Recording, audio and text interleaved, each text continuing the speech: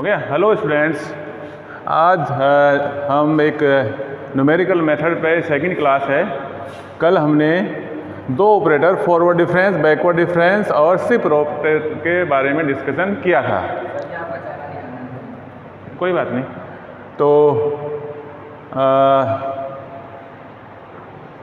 तो अब आप देखेंगे कि जो ये ऑपरेटर हमने कल डिस्कस किए थे, forward difference, backward difference, shift operator, इनमें रिलेशन क्या है आपस में, आज हम ये तय करेंगे। इन पर भी क्वेश्चन आएंगे न्यूमेरिकल आपके, क्योंकि सारे ऑब्जेक्टिव टाइप क्वेश्चन आने हैं, तो हर स्टेप पर क्वेश्चन बन सकता है आपका। वो स्टेप आपको नोट कराना है मुझे, है ना।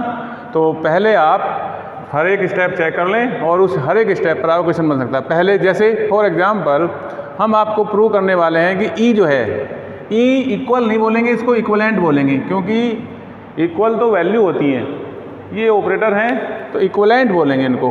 तो E means shifting operator is equivalent to identity plus forward difference. Forward difference में आइडेंटिटी और मिला दें तो वो इक्वलेंट हो जाता है शिफ्ट ऑपरेटर के।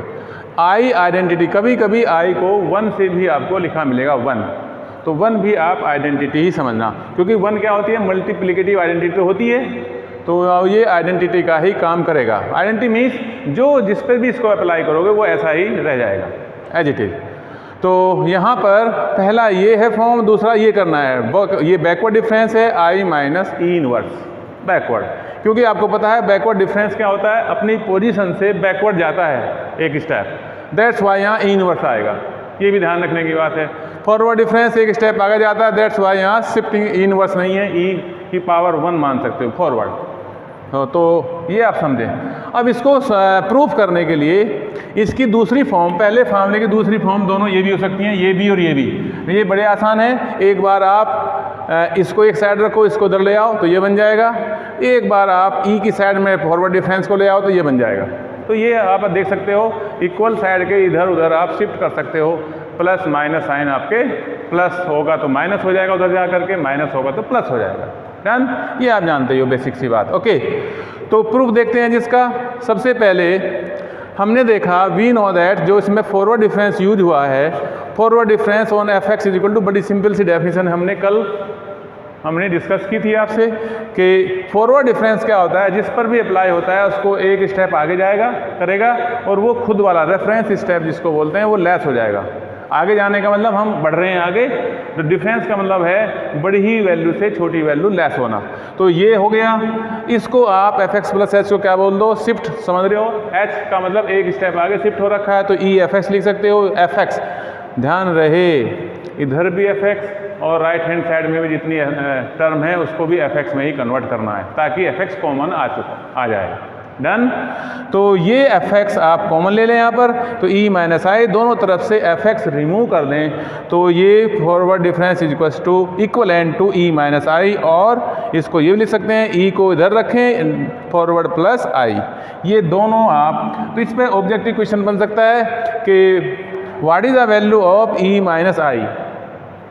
आपके ऑप्शन में forward difference, backward difference, E की फॉर्म में कुछ होगा तो आप एकदम निशान लगा दें फॉरवर्ड डिफरेंस, ठीक है ना। ध्यान रहे, क्योंकि फॉरवर्ड डिफरेंस में ई की पावर माइनस में नहीं आएगी, प्लस में आएगी, ठीक है। तो ई की पावर प्लस में आएगी, तो प्लस वाला तो मोस्ट चांस है कि फॉरवर्ड डिफरेंस से अटैच होगा। ओके, सेकंड वन देखें फिर बैकवर्ड डिफरेंस की डेफिनेशन से आप करें। बैकवर्ड बोलता है कि जिस पर भी आपको अप्लाई करोगे उससे पहले वाला, आगे वाला नहीं, पहले वाला स्टेप उसमें से लेस हो जाएगा। इस पे अप्लाई किया, इसमें से पहले वाला step F X minus H less होगा। यहाँ पर जिस पे अप्लाई किया उससे आगे वाले स्टेप में से ये माइनस हुआ, यहाँ पर जिस पे अप्लाई किया उसमें से उससे पहले वाला माइनस हुआ, ठीक है ना। ये ध्यान रखने की बात है। तो ये एफ एक्स माइनस एच है तो इसको ई, क्योंकि हमें तो दोनों साइड जितनी भी टर्म है एफ एक्स बनाना है। यहाँ एफ एक्स ऑलरेडी है, यहाँ एफ एक्स है, यहाँ एफ एक्स माइनस एच है, ई की हेल्प से इसको एच को रिमूव कर सकते हो। ई यही काम करता है, इस स्टेप को रिमूव करता है ना। तो ये ई इनवर्स बोलोगे, क्योंकि ये एक्स में से पहला स्टेप है, ई इनवर्स पीछे जाने वाला। तो ये ई इनवर्स हो गया। बस दोनों तरफ से F x common, right hand side से एक बार एक स्टेप में एफ एक्स कॉमन ले लें, और फिर दोनों से रिमूव करके इक्विवेलेंट ऑपरेटर लिख दें। तो ये हो गया आपका this backward difference I minus E inverse. यहाँ पर भी इस पर क्वेश्चन बन सकता है। डन। अब और देखते हैं कुछ फॉर्म आ जाते हैं जी। यहाँ पर इसकी दो फॉर्म मैंने यहाँ लिखी हैं, ये भी दो फॉर्म हो सकती हैं इसकी बैकवर्ड वाले टर्म में। तो इसमें से पूछ सकता है ये किसके इक्विवेलेंट होगा, ये किसके इक्विवेलेंट होगा। आइडेंटिटी की इन दोनों के इक्विवेलेंट है, यहाँ पर आइडेंटिटी इन दोनों के इक्विवेलेंट है ना। ये पूछ सकता है क्वेश्चन में कि आइडेंटिटी इक्विवेलेंट बताओ। ये तो फॉरवर्ड डिफरेंस में तो समझ जाना ई इनवर्स में नहीं आएगा, बैकवर्ड डिफरेंस साथ लगाया तो इनवर्स में आएगा। ये आपको समझने की बात है, क्लू जिसको बोलते हैं। ठीक है, तो ये हो गया जी आपका थर्ड। अब आपका प्रूव कर दीजिए कि shifting operator into backward difference equivalent to backward difference into shifting.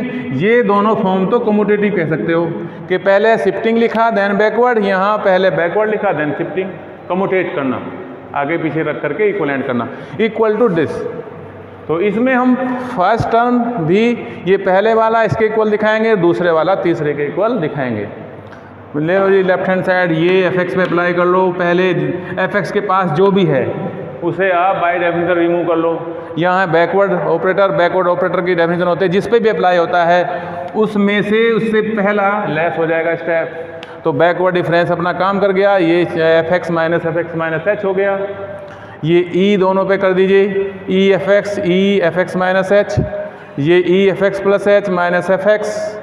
आप समझ सकते हो, ये ई का मतलब एक स्टेप आगे एफ एक्स, ये ई का मतलब एक स्टेप आगे एफ एक्स प्लस एच। जिस पे रेफरेंस पे लगा होगा, जिस उसको रेफरेंस मानेंगे, ये यहाँ लगा है एफ एक्स पर, यहाँ लगा है एफ एक्स माइनस एच पर, तो दोनों को एक स्टेप आगे शिफ्ट कर दिया। एफ एक्स का आगे वाला स्टेप होगा F X plus H, F X minus H का आगे वाला स्टेप होगा एफ एक्स। ठीक है,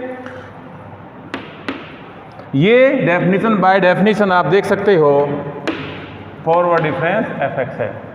दोनों तरफ से एफ एक्स रिमूव कर लो, ये इक्विवेलेंट हो गया। अब ये और ये इक्विवेलेंट करोगे, इस पे अप्लाई कर लीजिए।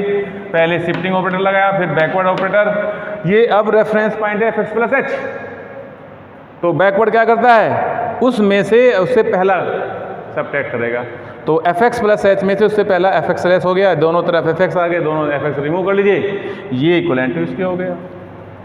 ठीक है जी, ये इक्विवेलेंट टू इसके हो गया। अब लास्ट में देख सकते हैं, अब यहाँ दोनों साइड में देखें, एक तरफ forward minus backward equals to forward into backward. ये ऐसे ऑपरेटर ही रिजल्ट दे सकते हैं, नंबर ऐसे रिजल्ट नहीं देते।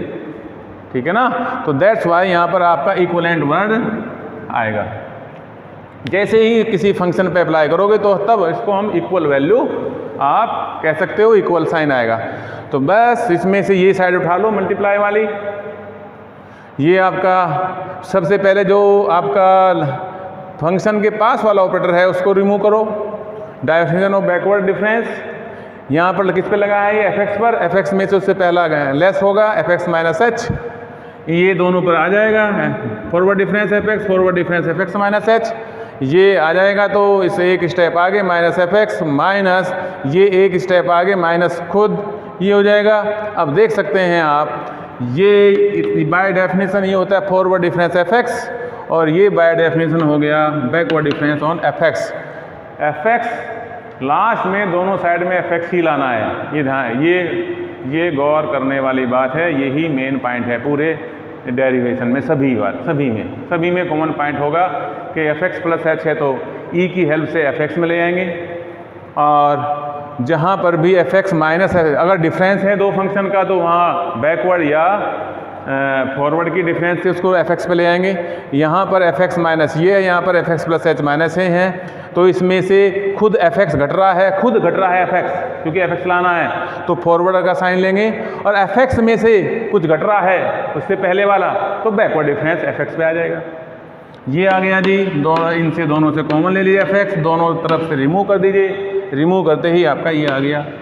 ठीक है, तो अब आपको क्या करना है, आपके और कुछ ऐसे डेरिवेशन हो सकते हैं, वो आपको एक बार देखना है, वो आपको मैं सेंड कर दूंगा, उसको एक बार आप देख लें, और उसके बाद ये इन पर बहुत सारे क्वेश्चन बनेंगे ऑब्जेक्टिव, वो आपके एग्जाम में आपके विदिन 1 सेकंड आप उसका आंसर दे सकते हो, है ना। Okay, thank you.